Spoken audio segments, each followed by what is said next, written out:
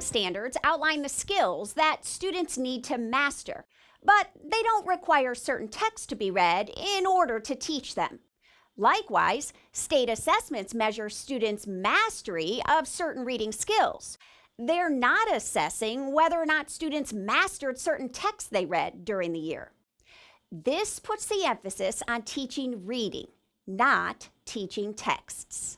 When planning, we should first identify the comprehension skill that we want to teach next, and then determine the best text to support that student learning.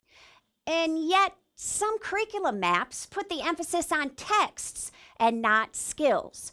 They reveal which novels or chapter books or passages should be read, in what order, and during what time of the year. It's not that novels and chapter books shouldn't be read.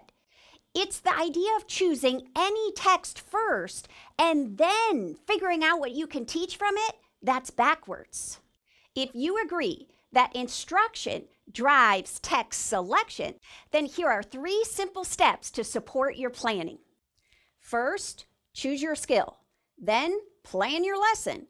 And finally, go after the most appropriate text. For step 1, the choosing of the skill, remember, a mini-lesson skill is small and narrowly focused, and it comes from a broad standard.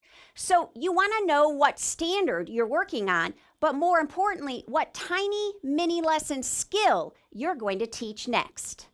For example, in the standard that identifies students should know how to determine central ideas and how they develop across a text and determine the theme and summarize key details, that's all one giant standard, and you can't teach all that in a mini lesson. So maybe today's skill focus is inferring the theme of any text. Once you've narrowed down the particular skill you want to target from a standard, then you move on to step 2. You plan the key facets of your mini lesson. This is where we model and demonstrate and break down the thinking that a reader has to do.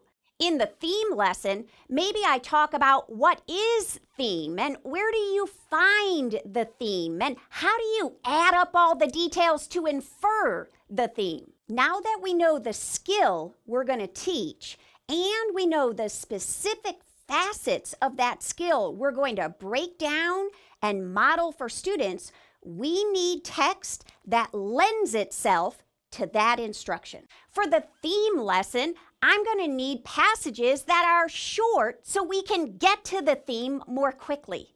But if I was reading a novel right now and trying to really work on theme, I'm going to have to finish that novel, all 200 pages of the novel, in order to have the conversation about theme.